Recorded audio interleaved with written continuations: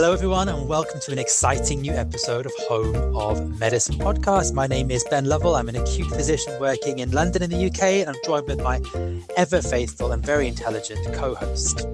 Hi, I'm laughing because I've never been described as very intelligent before. Thank you very much, Ben. I'm Dr. Amie Burbridge. I'm an acute physician as well. So, time for me to present a case to you. Lovely. And of course, once more, we're on the medical take, our favourite place to be.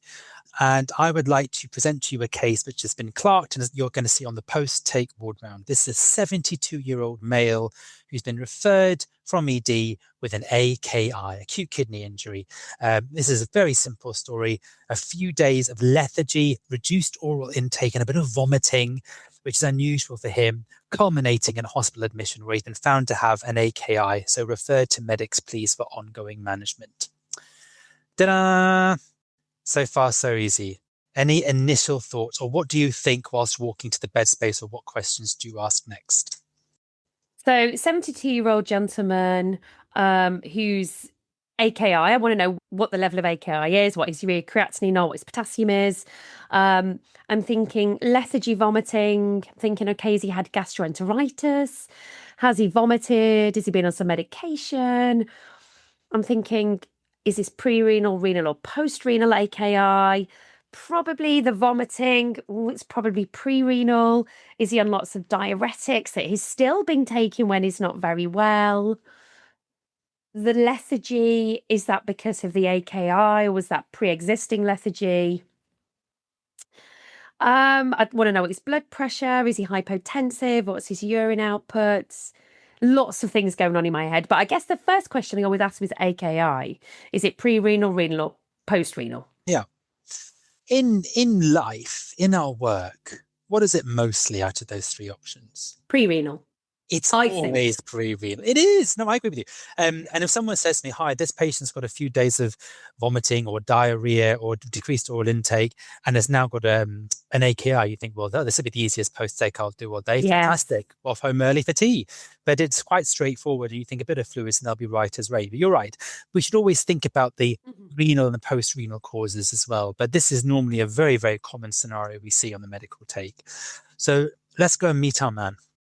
He confirms he's all right usually, but the last few days under the weather, a bit of malaise, no diarrhea because I asked, but he had a little bit of vomiting, not much, but a bit, and he's been off his food, no appetite, couldn't really eat, and a bit of a tummy ache.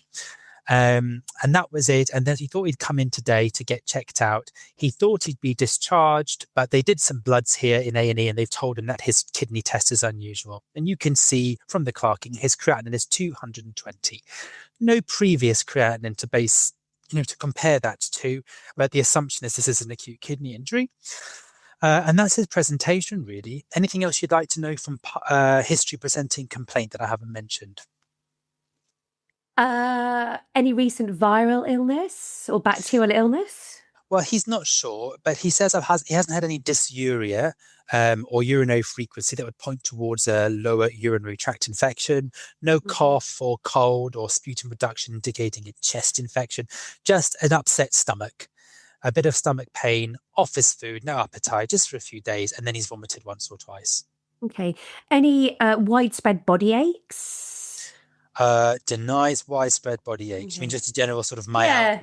Yeah. No, not myalgic, no. Okay. Is he jaundice? Nope, not from the bedside, nope. Okay. Has anybody else been unwell at home? Good question. No. Is this part of your gastroenteritis questions? Yeah, I asked that one as well. Yeah. Who else? Because they tend to eat the same food and the bug tends to go from one person to another. What else do you ask in your gastroenteritis questions, out of curiosity? So has anybody else been unwell at home? Have you eaten anything differently or drank anything differently? I asked that. Have you been to a restaurant that you don't normally go to? Yeah, I asked that. I always ask about any dodgy takeaways. Yeah. Any undercooked chicken? Yeah. Did you eat any food, unusual food recently? Yeah, I asked those questions as well. Yeah. Any travel as well, I guess, for gastroenteritis. Good points.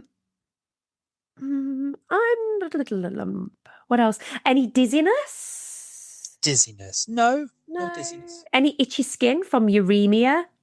No. That's a bit of a stretch, isn't it? Nope. I want to know his past medical history, what medication he Okay, let's takes. move on. So moving down the history, past medical history is hypertension, for which he takes amlodipine and losartan. He also has some osteoarthritis, some aches and pains, for which he takes intermittent ibuprofen. Mm, okay. And that's, So I'm I've sort of done drug history there as well, really. Amlodipine, losartan, and PRN NSAIDs. so I'm thinking with a non-steroidal and with a losartan, I'm thinking, is this going to be acute tubular necrosis? Is this going to be renal failure, sort of Mm. renal kidney injury? Because we know that if you're on an ACE or an ARB plus Brufen, you can get afferent and efferent constriction of the blood flow to the kidneys, which can lead to acute tubular necrosis, which can lead to acute kidney injury. Yes, I'm Okay. nodding vigorously. You're exactly right. So yeah, when you're Okay. looking at some of the AKI, you screen for nephrotoxics and the Yeah. drug history. NSAIDs, as you mentioned, they change the tone of the afferent and efferent arterioles to the kidney, so they can certainly precipitate an AKI, and that's got to go, unfortunately. And losartan, we can probably hold that whilst his kidneys are recovering as well. Yeah. I probably wouldn't carry on with the amlodipine because if he's got an acute kidney injury, I'd be worried about blood pressure control actually. And I often find that if they're underfilled, if it's pre-renal, they're Yeah. hypotensive. So they may not actually need the blood pressure control because they may be hypotensive. Yeah. So I'd just be cautious there as well. Okay. Should we move on? Yeah. Social history. Social history, non-smoker, retired, married, lives with his wife, drinks 4 pints a night. Ooh, 4 pints of what? 4 pints of lager. Okay. Okay, that's quite a lot. So that's 28 pints a week. So that's 50 plus units per week. That's too high. Do you counsel on the post-state ward round about alcohol intake? Absolutely, I do. Do you? I think if not every time, I think sometimes it's very minimal in this case of, oof, that's a bit too much. You've really got to keep an eye on that. But that's my light touch. But sometimes I will dig into it a bit more. What do you do it? What do you say? I mean, it depends how well the patient is. If the patient was unwell, I'm not going to start chatting about alcohol. Yeah. Moribund, and yeah, exactly. Yeah. But if the patient is well and able to converse, I'd say so. That's quite a lot. Do you drink anything else? Is it just lager, or do you drink cider? Do you drink shorts as well? Do you drink in the home? Do you drink out? Is this every week? Yeah. Do you drink in the evenings, or is it throughout the day? Do you binge drink? And I'd probably go into it a little bit. My ward rounds take 2 hours per patient. Yeah. So, yeah, I would mention that certainly. I tend to do it particularly in the SNEC setting, actually. When it's a bit more clinical, a bit more like a clinic, and I have a little bit more time sometimes. Okay. And that's about it for social history, really. Okay. So that's the history in its entirety. What was he retired from? Oh gosh, he did something to do with something in factories to do with like moving, like engineering, but like a hands-on thing. Sorry, not aniline dyes or anything. Oh, I'm thinking. No. Yeah. Okay. I'm just thinking bladder cancer, hydronephrosis. I'm overthinking. Okay. So. Okay. I guess I'm really none the wiser. I'm gonna examine him. Okay. On examination, he's slim, probably a little bit dry. His heart rate is 98 and regular. His BP is 141/89.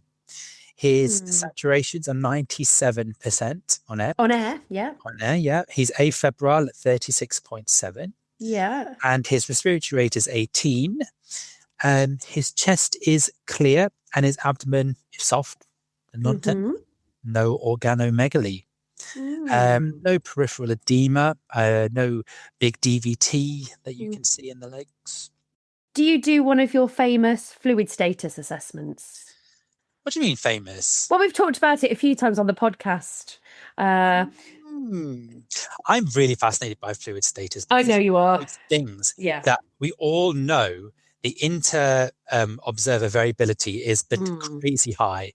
And unless someone is crispy or a bag of fluid, physicians are not great about determining. And that's why you get someone who I comes in agree. and says slightly underfilled, and the next person says euvolemic, and the third person says slightly overfilled.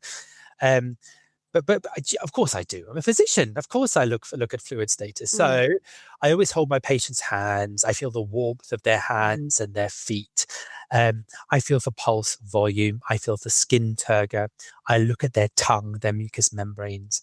A JVP check, that's useful for overfilling, i.e. if it's waggling their ears. But I've got to say, I'm not one for saying, oh, they've got a very sunken JVP in keeping with the low volume state, because I don't think I can make that call. What else? And that's probably what I do for fluid status. Some people are very keen on doing lying, standing blood pressures. But in my experience, you've got to be really underfilled to develop a postural drop. Especially in younger patients. I think they auto-regulate too well until they're at the point where they're about to decompensate. So I don't routinely do lying standing.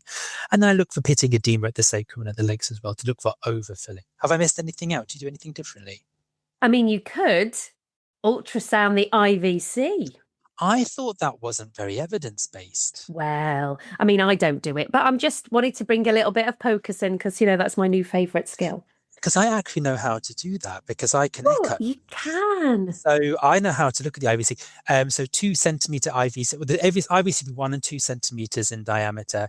And if it's less than 1 centimeter, or there's a big collapse when they do a sniff in, that because it's underfilling. But I'm certain intensivists have told me very recently it's a load of baloney and doesn't correlate with anything, because you're not taking into account cardiac status. Of course, absolutely. Throws everything into a spin. Someone's got a bit of heart failure. You can't measure no, that. there's too many moving parts, aren't there, to have that. Okay. What am I going to do? Oh, yes. What are you going to do? Would you like any more examination findings, or would you like the blood results? GCS 15? Oh, yes. Yep. Glucose? Glucose was completely normal. I don't know the exact value, but it was normal. Lactate? Lactate wasn't done as a point of routine in this. Okay. I was just wondering about gas, because I want to know what his pH is and his base excess and bicarb, thinking about the acute kidney injury. Oh, I see. Now, sadly lacking. I don't have information because he came to ED via GP who'd done bloods in the community, and that's the bloods we were using from this morning. They were same day bloods, but a point of care VBG wasn't felt to be necessary because he looked well, and they thought we have information we needed. So I want his potassium. Yes, okay. So his potassium is 4.0. Okay, so I'm happy with that. Urea and creatinine. You've told me his creatinine was 220. So what was his urea? Now, interestingly, we don't know, because we don't routinely measure urea in my trust. It's felt to be a non-useful test except in GI bleeds, where you can bring up biochemistry added on. So I didn't have that, but if you'd like, I shall ring biochemistry and ask them to add on a urea. I mean, have you got his EGFR? Yes, which is low in the 220s. It was calculated something like 37. Okay, so not too bad. Sodium? 132. So a little bit low. Okay. Full blood count? Okay, HB 101, MCV 92, white cells 8.8, neutrophils 5.1. LFTs? LFTs were completely normal. Bone profile? Not done. I was just thinking about calcium and phosphate metabolism within the kidneys themselves, but I guess that's something that's more chronic. I guess CRP? 31. Okay. Clotting? Normal. INR 1.1. So we've got a raised creatinine. CK? Did you do a CK? Not done. No. And add it on if you'd like. No. I mean, he's anemic. He's got a normocytic anemia. So I'm thinking normocytic anemia, creatinine of 220. Is this an anemia of chronic kidney disease? So you're trying to pinpoint, is this a man who's got CKD? Yes. Or has this an AKI? Because in the absence of creatinine, we have to look for other clues. We do. Yeah. And one clue you're looking for is the anemia. So some sort of chronic kidney disease. Then yes, you do have decreased erythropoietin, and you can develop a normocytic anemia. Normocytic, yeah. Yeah, and you mentioned phosphate. So Yeah. phosphate can creep up a little bit in chronic kidney Absolutely. disease, can't it, which you wouldn't see in an AKI. Yeah. So we So can I'd want to know certainly what that is. chase those two results. Yeah. Mhm. What would be the cause of this CKD? Hypertension. Mm. I remember when I was a much more junior doctor, I had a consultant who his bugbear was people who would say, past medical history, they've got a diagnosis of CKD. And he'd say, oh, no, they haven't, sunshine. CKD is a syndrome. It is not a diagnosis. What you mean to tell me is they've got a background of CKD due to Mm. X. You haven't completed your statement. That really stuck with me. So Yeah. it's something I've sort of taken on. So you would say here CKD likely due to hypertension, because that's the only thing in its past medical history. The other big one would be diabetes, wouldn't it? Absolutely. Um, that's where I am. Yeah, that's where I was. I guess again with the newfound famous skills, you can scan for hydronephrosis.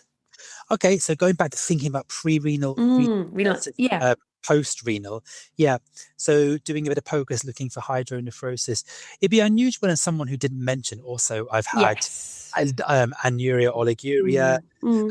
Um, any other ways you could think of for assessing for post-renal causes at the bedside? I could do a bladder scan to identify if there's Yeah, any urine in his bladder. I could yeah. examine his prostate to see if he's got prostatomegaly. How There do it I is. say?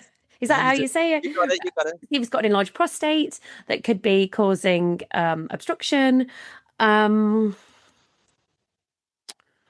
you could do What about palpating the bladder, for example? yeah, Yeah. Do you do that? I do, and I percuss the bladder. Yeah, and it's often you're like, oh, you need a wee, and they'll be like, oh Yeah. yes, doctor. Like, right, like, I do that because every now and again you put your hand on it, mm, particularly maybe in patients with delirium, yes, assessing for delirium, yes, and you go, blimey, they've got a bladder up to their umbilicus.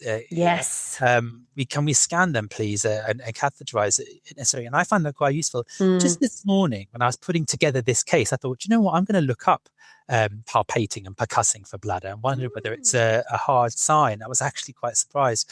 Bladder palpation was found to be a very unreliable sign with a very low sensitivity and specificity in volumes of up to 1 litre, including Wow. 600 to 1 litre, especially people with obesity, with ascites, and postpartum women, who, of course, still have a slightly distended uterus, hasn't contracted down yet. And putting the hand on the bladder does not diagnose urine retention. So I thought maybe you can't rule it in. No, maybe you can't rule it out, but you can still detect it. I thought. Yeah. I think you can still put your hand on and feel a great big bladder. But I suppose what I'll take away from that is just because I can't feel it doesn't mean they're not in retention. Yes, absolutely. So if you can feel it and it's enlarged up to the umbilicus, yes, they're in retention. But if Yeah. you can't feel it, it doesn't mean they're not in Yeah, retention. that's Yeah. my takeaway from that. Yeah. So I'm not going to stop feeling for bladders. I Hmm. still find that quite useful. Mm-hmm. Okay. So what's your plan? Post-take ward round My plan for plan. Oh, God. My plan. He's well. Yep. Does he even need to come into hospital? Is the Okay. question I would ask myself.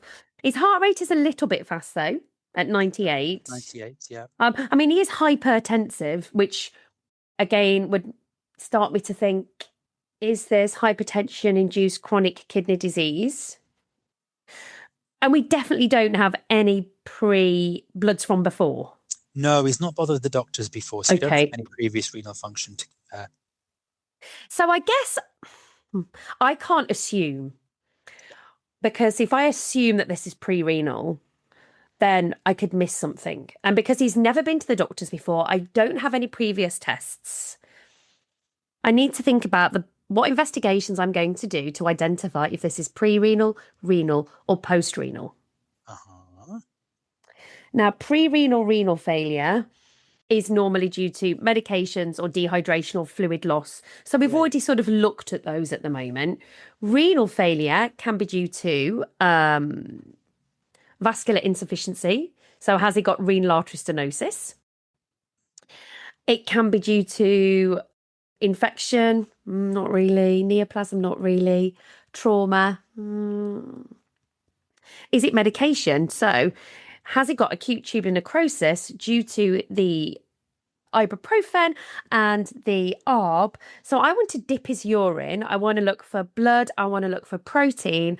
I want to do urine creatinine ratio, and I want to do urine albumin levels as well to identify actually what is the kidney excreting. I think that'd be quite helpful. You could go down the route of looking for vasculitides. So is this possible that this gentleman has an underlying vasculitis that affects the kidneys? Is this Goodpasture syndrome? Is this granulomatosis with polyangiitis? Is this Shirk-Strauss? Probably lower down. Is this renal amyloid? Is this multiple myeloma? Again, I've got nothing to suggest myeloma because the calcium was normal. The albumin was okay. Is this amyloid? Amyloid's rare. Again, something to think about. Would I do an ultrasound looking at the blood flow in the renal arteries? Something to think about. I've often seen that when a patient's presented with cardiac overload or fluid on the lungs as well. So listen to the lungs, do a chest x-ray, make sure there's no fluid on the lungs. Post-renal, look for hydronephrosis.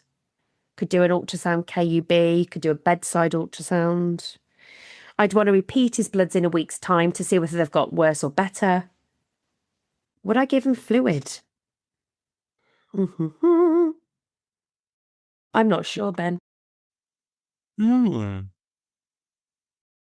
I need some. What? I feel like I've done lots of tests and I need to know a little bit more information before I choose the next step. My job is to make sure he's not acutely unwell. He doesn't need dialysis, so he's not hyperkalemic, he's not acidotic, and he's not overloaded. So at the moment, this man does not need dialysis, and he's not acutely unwell. So I need some investigation results, please. So, I mean, you've done a way more thinking than I did at the time, which was, so we've got someone here who's been off his food, not eating, drinking much, vomited a few days, and now is coming with an AKI. This is the, clearly pre-renal, bit of fluids, and repeat using these tomorrow, and let's see where we are. I don't think I have enough evidence. I need to do an ultrasound KUB. I don't think I need to do that. I did think about ambulating him or not. I guess I was a bit nervous. I don't know if his baseline creatinine is actually 60, in which case it's quadruple. Yes. And that's a stage 3 AKI, which, I've been told was a medical emergency. So I wouldn't ambulate in that way. It could be his baseline creatinine is 180, in which case this is barely even an AKI at all. But in those unknowns, I said, let's bring him in, give him 1 litre, maybe 1.5, 2 litres, and then that's out for tomorrow. And let's see. I'm not a fan. I've got to be honest, I never do a renal screen on all my AKIs. No, nor me. If I think they're hypovolemic. No. I don't scan them. There was a vogue a few years ago, I think a policy saying all AKIs 3 must have an ultrasound KUB within 12 hours admission to rule out obstruction. That was in the guidelines though, wasn't it? It was, and it's fallen away. Yes. They said if there's suspicion of obstruction. I didn't have a suspicion of obstruction, so I didn't do that. So and he was well. His potassium was fine, so we didn't didn't need any RRT whatsoever. So I thought that was pretty straightforward. So my plan was admit, fluids, bloods tomorrow, hold nephrotoxic, hold the NSAIDs, hold the losartan. He can have his amlodipine because his BP is 141 over 89. And let's see what things are like tomorrow on the ward. And I think I spent a total of 5 minutes on that post-late review, and I was on to the next one, done and dusted. Can I, at one point, I need to come and do a ward round with you, Ben? I'll get you an honorary observer contract. You can, like we do for our sixth formers, you can come on. Watch me in action. Mistake after mistake after mistake. You can bite your tongue. Oh my word! I need to learn from you because I would have probably spent, I don't know, 30 minutes. Oh, you're so good. Hang on. Let's not get speed and effectiveness muddled up. I'm fast. I admit that. So that was my plan.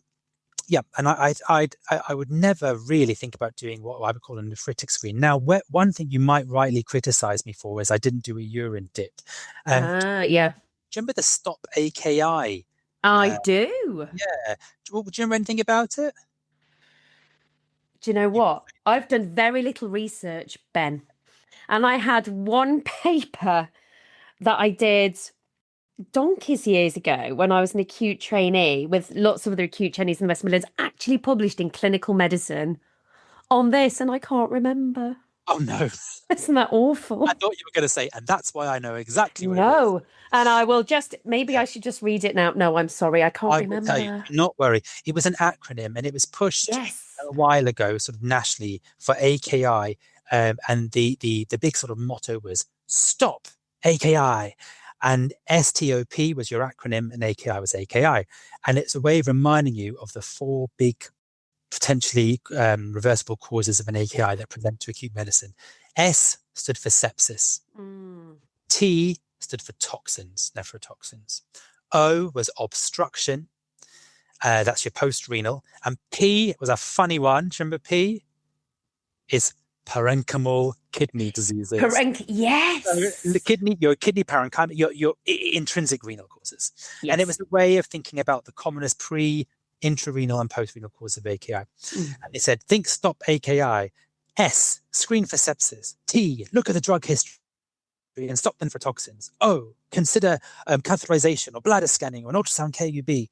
P, dip the urine to look for glomerulonephritis. Mm. So you're looking for your blood and protein in the urine. I didn't do any of that really. No, I did some of that, but I didn't do it. Yeah.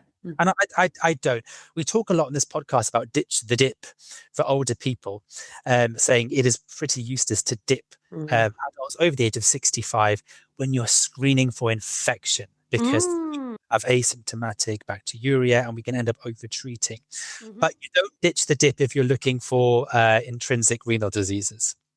Keep on dipping. So I didn't do that, but I was so satisfied with my post-take diagnosis of pre-renal failure, I didn't think I needed to do so. So I admitted him and I saw him the next day on my ward round and I saw the bloods, and this is blood after we'd had 2 litres of fluids. Okay. And the creatinine had gone from 220 to 210. Oh. Oh, what do you think of that? Okay. It's not. That's not right, is it? What was his urine output like? Had you been measuring that? Had that? No, because sometimes you find when the kidneys have fluid, they suddenly start to kick into action and they have like a polyuria. Oh yeah. When they have when they go into the AETN phase, so if they have a really bad Yeah. pre-failure and so badly they develop acute tubular necrosis, they then actually start diuresing. Yeah. We weren't measuring it. He didn't seem ill enough to warrant that, to be honest with you. Okay, so I would have expected it to have got better, quicker with 2 litres of fluid in 24 hours, to be honest. Me too. I'm glad you said that because normally they even normalize, don't they? Even to give a couple of Yeah, liters. absolutely. They can go back. But Yeah. maybe not completely normalized, but certainly I've seen them maybe go from 220 to like 120 or something like that. Definitely. And then you send them home and say, keep drinking plenty of fluid. So let's check your bloods in a week. yeah, Yeah. that stopped me. That wasn't right. And it made me think, have I made an assumption that it was pre-renal? Yes. So I went to see the patient and I said, hello, how are you feeling? He says, oh, please, can you give me my ibuprofen back? I'm struggling. You stopped it yesterday and I appreciate it's not good for my kidneys, but the pain is so bad without it. I said, what pain? He said, my back pain. I take it for my back pain and I have for so long and I can't be without it. And that made me think of something. That makes me think of myeloma. Yeah, renal failure, anemia, back pain. Multiple myeloma until proven otherwise. I thought, whoops, have I missed the myeloma? Yeah. And I said, do we have a calcium on this chap? And they said, no, not yet. I said, let's stick it on. I thought we had one. Had it. You hallucinated a calcium. I said we didn't do a Brown profile, and then you said later on, "Oh, his calcium's normal." So you did a little like AI hallucination. I didn't. You didn't correct me. No, I didn't. Ben, sorry, I'm sorry, I didn't. But I did notice that. So now we've got CRAB, CRAB, calcium high, renal failure, anemia, bone pain. CRAB is myeloma. It is, or well, it's myeloma until proven otherwise, isn't it? Or it could be back pain. That's caused by musculoskeletal problems, and that he's got ATN secondary to the briefing. You're right. It could be several things. nicer if it's the one thing, though, isn't it? A bit more diagnostically satisfying. But it's enough for us to do a screen. I said, let's get serum electrophoresis, Bent-Jones proteins. And I think keep giving him a bit of fluid. He's not overloaded and he's got a high calcium. And of course, IV hydration is how we treat hypercalcemia. And of course, we then eventually received the electrophoresis result, which detected paraproteins. And he went on to be diagnosed with myeloma. And he had myeloma, which led to osteolytic lesions in his back, led to back pain. That probably gave him the slight nausea and stomach pain, which we thought maybe was gastroenteritis. And there's his renal failure as well. So thinking about this case altogether, I don't want anyone to listen to this podcast and think I must scream for myeloma every time I meet a patient with AKI. I think that would be the wrong take-home message. What I would like to emphasize is that just like CKD, AKI is a syndrome, not a diagnosis. So the full sentence is AKI due to X, right? So we said AKI due to hypovolemia, fluid losses due to maybe a bit of a viral infection that leading to vomiting. Maybe I was guilty a bit of search satisficing, a term I learned recently from our wonderful colleague Pat Cross-Carey. If you wants to go back and listen to that podcast, brilliant episode, he taught me that word, which is when you find something that satisfies your curiosity, you stop. Maybe I stopped a bit early at the front door. Maybe I anchored a bit too early. However, I really don't want to be the doctor that does a full nephritic screen and electrophoresis for all my AKIs. So I think a better learning point from this would be we don't need to overdiagnose or overinvestigate, and we don't need to reject a diagnosis. We just need to absorb new information and evolve our diagnosis when new information comes to light, and we have to be receptive to new information. So I suppose another way of looking at it was, at least I didn't say, gosh, the creatinine went 220 to 210, give him another 3 liters and do it tomorrow. We'll get this sorted out. That would have been being closed to any new information and having diagnostic closure. So at least I was able to bring on the new information and then evolve my diagnosis a little bit more. I think it's very unlikely and very unusual that acute physicians do clock a new myeloma at the front door on the post-tick ward round. And it does tend to present in insidious ways and in different ways in different people. But I hope that people can know that having an open mind and changing your diagnosis over time is a sign of a reflective clinician. And sometimes the ultimate diagnosis does not wave a red flag and say, here I am at the point of presentation. Sometimes you have to do a bit more tests, trial a few more interventions, and then reassess until you're able to put your finger on the root cause of the problem. That's my self-assessment. Wow. What was the calcium? 2.82. Yeah. So we say 2.6 is the upper limit. Do you know what? I'm really cross with you, Ben. Because I also did something there calcium is normal. And you didn't go, no, Amy, the calcium is 2.82. But why did I say the calcium is normal? You tell me. I mean, we talk about cognitive biases all the time. What was the little cognitive flip you did? Do you know, I think what I was doing is, and I even said protein was normal, but you haven't even told me these things. Well, I told you LFTs were normal. Normal, you did. And albumin would be included in that. That's true. And I think that's quite helpful, isn't it? Protein albumin ratio with the proteins incredibly high can be in myeloma. I don't know. Maybe I went calcium's normal because myeloma was in my head and I was like, oh, that's going to take too much thinking. So I just calcium's normal. I don't know. Isn't that interesting? But I think it's interesting because it happens clinically as well. Yeah. We sort of fill in a few gaps. We do. I filled in a gap.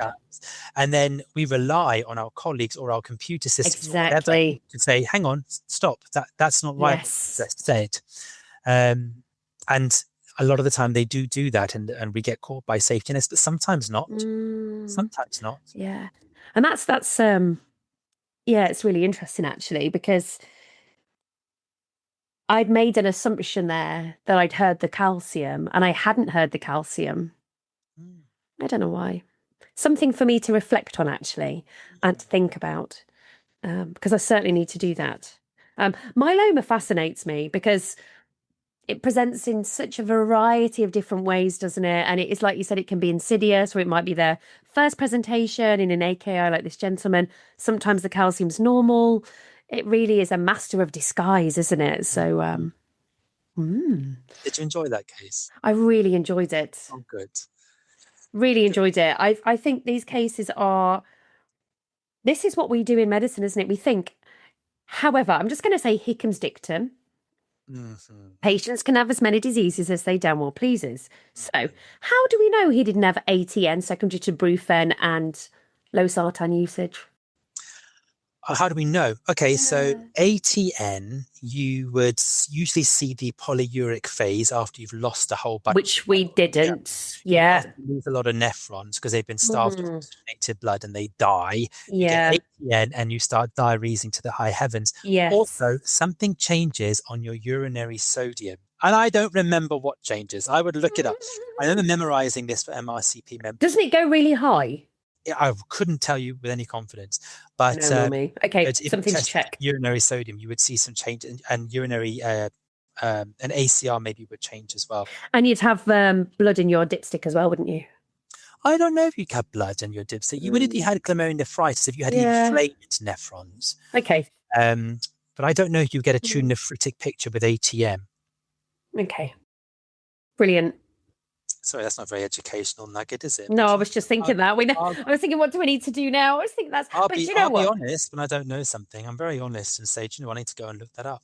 Yeah, and actually, I think that, the thought process is there, and we're thinking about it. But also, I guess we've shown our listeners that we don't know everything, and that actually, I've just looked it up. Urine sodium in ATN is very high. Yes, now, sorry. We get this for the rest of our lives. Come on, let's all memorize it together. Me, you, and the listeners.